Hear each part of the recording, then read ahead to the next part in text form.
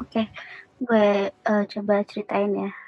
Ini tuh kejadian yang sama yang waktu gue isi di kuesioner tahun lalu. Itu ceritanya gue ketemu sama satu orang cowok di aplikasi anonim sekitar tahun 2017 akhir, 2018 awal gitulah.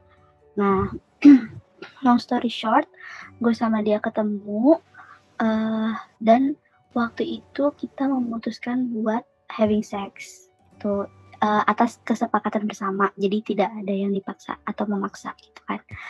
Lalu gue pikir hubungan kita tuh spesial gitu, maksudnya ya gue pikir, gue nggak tahu sih ya waktu itu, gue pikir tuh dia merasakan hal yang sama gue. Turn out ternyata dia tuh setelah beberapa kali kita melakukan itu gitu ya, agak rutin juga waktu itu sekitar 4-5 bulanan kalau gue nggak salah ingat, terus tiba-tiba dia pergi gitu aja gitu.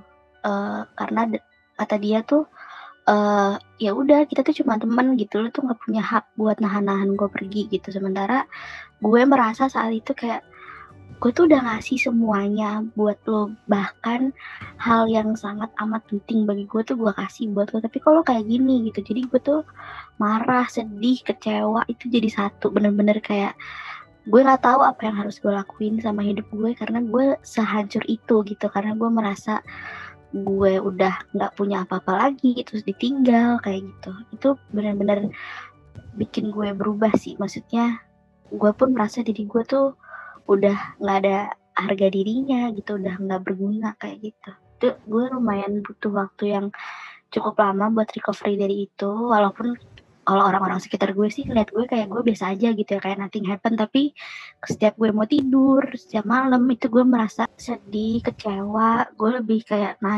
bertanya-tanya gitu, kok gini gitu, apa yang salah dari gue, apa yang gue lakuin sehingga dia memperlakukan gue kayak gini, kayak gitu. Gue merasa diri gue tidak berharga, bodoh, nggak bisa ngapa-ngapain, kayak gitu sih.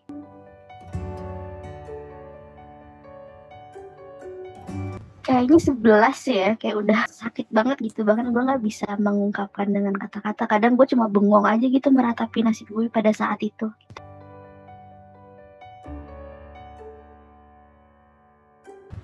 Gue belajar banyak hal banget sih dari kejadian itu. Mungkin awalnya gue merasa kayak tadi yang gue jelasin, kecewa, sedih, marah, sakit gitu. Cuma kesini gitu ya, setelah gue berhasil mencoba untuk memaafkan dan nggak melupakan sih, tapi kayak ya udah gitu kan, ini udah lewat gitu.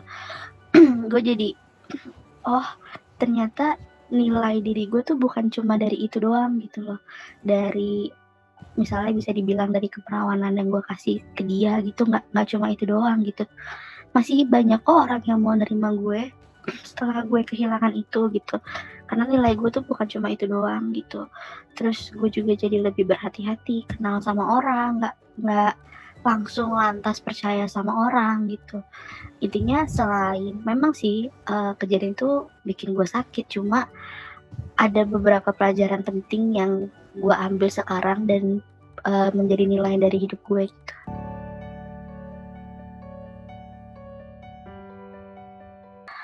Kejadian gue ini kan udah 2017, 2018. Nah dari rentang antara kejadian tersebut sampai gue ikut Reach for Forgiveness ini, gue sadar gue nggak memaafkan, gue cuma ya udah let it go aja gitu. Jadi kadang tuh kalau gue ditanya perihal ini, gue masih cemas, masih takut gitu ya. Tapi setelah gue ikut Reach for Forgiveness ini, gue merasakan sih gue beneran memaafkan gitu. Jadi ya kayak tadi yang gue bilang, karena gue udah memaafkan, jadi kalau gue ditanya perihal ini ya udah gue jawabnya kayak cerita kayak gini aja gitu, udah tidak ada rasa sakit atau rasa kecewa atau rasa takut yang menghantui gue kayak gitu.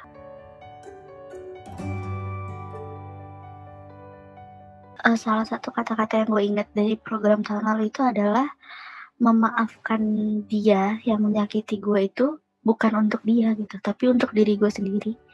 Jadi buat apa gue kayak menahan dendam, menyimpan dendam gitu buat dia, toh juga dianya di sana tuh fine-fine aja, nggak merasakan gitu. Jadi daripada gue di sini, dendam sendiri, jengkel sendiri, ya udah toh maafin aja gitu.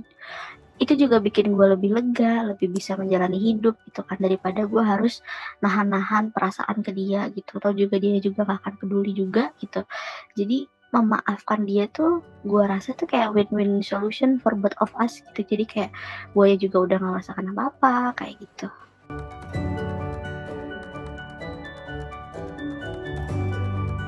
Gue rasa iya sih, karena jujur aja gue tuh kayak tadi yang gue bilang selama dari 2018 ke 2020 itu, gue lebih ke let it go aja. Jadi gue sadar, gue cuma berusaha mengubur kenangannya aja gitu, kayak ya udah, tapi gue tidak pernah fully forgive him gitu. Jadi gue tidak pernah 100% memaafkan dia gitu. Tapi setelah gue mengikuti Rich Forgiveness, ternyata gue berhasil memaafkan dia dan nyatanya emang hidup gue lebih damai aja sekarang. Jadi gue rasa buat orang-orang yang hold grudge, kayak masih menyimpan dendam atau marah sama orang lain atau kecewa, rich rich forgiveness ini bagus sih buat membantu ketenangan diri juga, kayak gitu.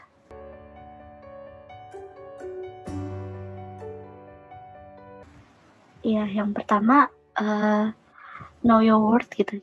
Lo tuh nggak sebatas itu juga. Kalau dalam masalah gue ini kan gue mempermasalahkan kayak ya norma yang berlaku di, masyarakat kita kan kayak perawan tuh dijunjung tinggi gitu kan. Kalau orang yang udah kehilangan itu dianggap perempuan murahan, perempuan gak bener, segala macam gitu. Know your worth aja gitu. Lo tuh nggak sekedar itu doang gitu, lo tuh lebih dari itu. Perawat tuh cuma selaput darah gitu. Ada orang yang terlahir tanpa itu gitu. Jadi itu tuh bukan sesuatu hal yang penting banget sehingga saat lo kehilangan itu, entah itu karena kemauan lo atau itu by accident atau direbut paksa dalam tanda kutip atau gimana gitu ya.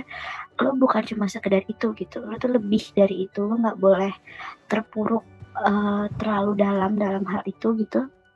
Plus lo harus bisa juga memaafkan orang yang menyebabkan hal itu, karena kayak tadi yang gue bilang, selama gue belum bisa memaafkan dia, gue terus-terusan dihantui rasa tidak nyaman, rasa takut, rasa khawatir setiap gue ditanya hal yang berkaitan tentang itu. Jadi kalau bisa memaafkan, gue tahu butuh waktu yang lama atau bahkan lu butuh bantuan expert kayak gue kemarin ikutan Rich Forgiveness.